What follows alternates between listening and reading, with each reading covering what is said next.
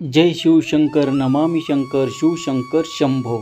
दिगंबरा दिगंबरा श्रीपाद वल्लभ दिगंबरा या पृथ्वीवर असा कोणीही नाही की ज्याला समस्या नाही, दुःख नाही, आव्हाने जीवनाचा एक भाग आहे।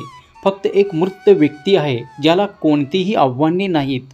तुम्ही स्वतःला तुमच्या मनात ज्या पद्धतीने इमॅजिन करता त्याचा तुमच्या आनंदावर परिणाम होऊ शकतो। म्हणून स्वतःला सुंदर आणि एक चांगली व्यक्ती, आनंदी व्यक्ती तुम्ही इमॅजिन करा आणि तुमच्या आयुष्यात भगवंत आहे याचं तुम्ही भगवंताला आभार माना।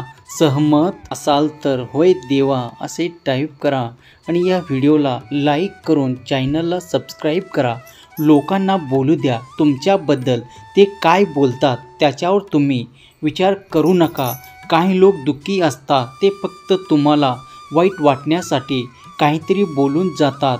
वाजविता लोकांशी मैत्री करा जे तुम्हाला आनंद देतात, समाधानी ठेवतात। जे लोक तुमची थट्टा करतात किंवा तुमच्या आव्हानावर हसतात त्यांच्या अजिबात तुम्ही मैत्री करू नका। आज तुम्ही कोणत्याही परिस्थितीतून जात असला तरीही हार मानू नका, कारण जोपर्यंत जीवन आहे तोपर्यंत आशा आहे हे लक्षात ठेवा। भगवंताचे आभार माना, प्रार्थना करा। प्रार्थना ही एक प्रेरक आहे जे तुमचा आशीर्वाद तुमच्यापर्यंत वेळेवर पोचवण्यासाठी वेग धरू शकते। दिगंबरा दिगंबरा श्रीपाद वल्लभ दिगंबरा भगवंताचे नामस्मरण जर केले तर तुमच्या आयुष्यात काही कमी राहणार नाही। भगवंत सर्व काही तुम्हाला न मागता सुद्धा तुमच्या आयुष्यात तो देत असतो। विश्वास असेल तर हा संदेश 2 जणांना शेअर करा। कितीही वाईट परिस्थिती असेल, कितीही मोठे संकट असेल तरीही धोका पत्करा। जर तुम्ही नाही पत्करला तर तुमच्या मनातील इच्छा या पूर्ण होणार नाहीत। इतराच्या फायद्यासाठी तुमची भूमिका कधीच तुम्ही बदलू नका, कारण तुमची भूमिका तुमच्यापेक्षा चांगली कोणीच निभावू शकत नाही। तुमचं आयुष्य खूप छान आणि चांगलं आहे, त्यामुळे ते तुम्ही भरभरून जगा। दुसऱ्याचा विचार करणे सोडून द्या। आपण लोकांसाठी करत असलेल्या गोष्टी तोपर्यंत त्याच्या लक्षात येत नाहीत जोपर्यंत आपण त्या गोष्टी करणं थांबवत नाहीत। प्रत्येकाला प्रत्येक वेळी अवेलेबल राहणं हे तुम्ही पहिले बंद करा। जर आपल्याला खरंच माहीत असेल आणि तरीसुद्धा त्यावर कोणी खोटं बोलत असेल तर आपल्याला हसू येतं आणि अशा खोट्या लोकांपासून दूर राहा। तुम्हाला जे हवं आहे त्यासाठी तुम्ही कष्ट करत नसाल तर जे गमावलं आहे त्यासाठी वाईट वाटून घेण्याचा आणि रडण्याचा तुम्हाला अधिकार नाही। तुमचा अपमान करणं हे कोणालाही सोयीस्कर होईल अशी तुमची वागणूक चुकूनही ठेवू नका। कोणीही येईल आणि टपली मारून जाईल असं तुम्ही पाहू नका। समोरच्याचे ऐकायचं आहे तेच बोलत बसू नका, कारण तुम्हाला जे बोलायचं आहे, सांगायचं आहे ते समोरच्याला ऐकण्याची सवय होऊ द्या। नेहमी तुम्ही संयम ठेवा। तर जेव्हा तुम्ही खूप अतिउत्साहात असता आणि तरीही तुम्ही शांत राहणं आणि स्वतःला समजून घेणंच निवडता, तोच असतो खरा संयम। आपल्या आयुष्यातील सर्वात मोठी चूक म्हणजे लोक आपल्याला तेच प्रेम देतील जे आपल्याला हवं यावर विश्वास ठेवणे। लोकांकडून आनंदाची अपेक्षा तुम्ही सोडून द्या। लोकांसाठी जगणं तुम्ही सोडून द्या। पुष्कळदा काही नाही झालं म्हणून आपण दुर्लक्ष करतो, परंतु खरंच अशा वेळेस आपण आपला इंटरेस्ट वळकायला हवा, आपलं दुःख वळकायला हवं। त्या व्यक्तीबद्दल आपल्याला वाईट वाटायला लागतो, त्याची ती कोणतीच गोष्ट आपल्याला पटत नाही, आपल्याला आवडत नाही। लोकांकडे लक्ष देणे सोडून द्या। अक्षरशः त्या व्यक्तीच्या वागण्याने मनात संतापाची लाट उसळते। त्याच्या छोट्या छोट्या गोष्टीचा सुद्धा आपल्याला राग यायला लागतो। आपल्यासाठी जगा, स्वतःला इतका बदला की दुनिया आपल्याला नाव ठेवणारे लोक पाहतच राहतील। कोण नाही कोणाचं म्हणून कोणाचंही जगणं थांबत नाही आणि कोण असेल कोणाचं म्हणून कोणाचंही मरणं हे लांबत नाही।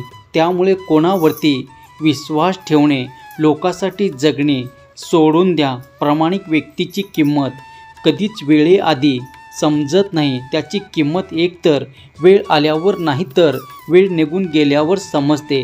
त्यासाठी आपल्या आयुष्यात आलेली ही अशी अनमोल माणसे तुम्ही जपून ठेवा. देवाच्या रूपात हे माणसाला आपल्या आयुष्यात येतात, त्यांना आपण कायम जपायला पाहिजे. एकदा का आपल्या आयुष्यातून अशी माणसे निघून गेली तर ते परत येत नाहीत. सहमत असाल तर श्री स्वामी समर्थ असे टाईप करा आणि हा संदेश आपल्या प्रियजनांना शेअर करा.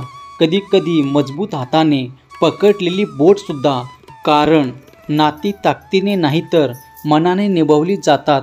मनापासून कोणतेही नाते टिका. राग जास्त अशाच लोकांना येते जे मनातील व्यथा दुसऱ्यांना सांगू शकत नाही. ज्या माणसाचं टेन्शन घेऊन आपण खचून जातो, दुःखी होतो, खरंच तर तीच माणसं आपल्याला नावाने अर्धी भाकरी जास्त खाऊन आरामात आयुष्य आनंदी जगत असतात. त्यामुळे आपण टेन्शन घ्यायचं नाही. टेन्शन देता जरी नाही आलं समोरच्याला तरी निदान आपण आनंदी राहण्याचा प्रयत्न करा. आपलं शहाणपण अति शहाण्या लोकांसमोर न पाजणं यातच खरं शहाणपण. कारण समोरची व्यक्ती आहेच मूर्ख तर त्याला शहाणपण शिकवण्याची आपली गरज नाही. मूर्खाशी वाद घालून कोणीही बुद्धिमान होत नाही. मूर्खावर विजय मिळवण्याचा एकच उपाय तो म्हणजे त्याच्याकडे दुर्लक्ष करणे. जसं की ओम दुर्लक्षाय नमः हाच मंत्र येते योग्य ठरतो. सहमत असाल तर होय स्वामी आई मी तुझेच बाळ असे टाईप करा आणि हा संदेश तुम्ही शेवटपर्यंत ऐका. आपल्याला नेहमी असंच वाटतं की इतरांचं आयुष्य आपल्यापेक्षा खूप चांगलं आहे, बरं आहे, पण इथे आपण हे विसरतो की इतरांसाठी आपणही तरच असतो. ज्या व्यक्तीचा हेतू नेहमी चांगला असतो त्याचं नशीब कधीही वाईट असू शकत नाही. त्यामुळे चांगले विचार ठेवा, सकारात्मक राहा, पॉझिटिव्ह राहा आणि पॉझिटिव्ह राहण्यासाठी भगवंताचे नामस्मरण करा. सहमत असाल तर जय जय स्वामी समर्थ असे टाईप करा आणि हा संदेश आपल्या प्रियजनांना शेअर करा. पतंग आणि आयुष्यात एकसारखेपण, उंचीवर असे प्रेम, कौतुक आणि किंमत. एकटा माणूस हा कधीच एकटा नसतो. त्याच्याबरोबर खूप अनुभव असतात, कारण तो सगळ्यांनाच ओळखून असतो. यशस्वी व्यक्तीच्या चेहऱ्यावर दोन गोष्टी असतात, एक सहनशीलता आणि एक स्मितहास्य. कारण हास्य त्याच्यातून दिसून येत नाही. सहनशीलता प्रश्नच निर्माण करत नाही. स्पष्ट बोलून खरी परिस्थिती मांडणाऱ्या व्यक्तीच्या लोकांना आवडत नाही. त्याच लोकांना स्पष्ट बोलून दिशाभूल करणाऱ्या व्यक्ती खूप जास्त आवडतात. त्यातले तुम्ही बनू नका. आयुष्य हे खूप सुंदर आहे. आनंदाने भरभरून जगा. दिगंबरा दिगंबरा श्रीपाद वल्लभ दिगंबरा. माझ्या प्रेमळ लेकरा, जाता जाता एवढंच सांगेन, मी परत येईन. पण बाळा नेहमी लक्षात ठेव, तुझे कष्ट आता संपणार आहेत. उत्तर शोधायला तू योग्य मार्गावर आला आहेस. शब्द माझे तुझ्या आठवणीत ठेव. फक्त नीतिमत्ता साफ ठेव. काळजी करू नकोस. मी आहे फक्त तुझा मार्ग चालत राहा. जर तू जिंकलास तर खरा ठरशील स्वामी भक्त. हा संदेश शेवटपर्यंत पाहिल्याबद्दल धन्यवाद.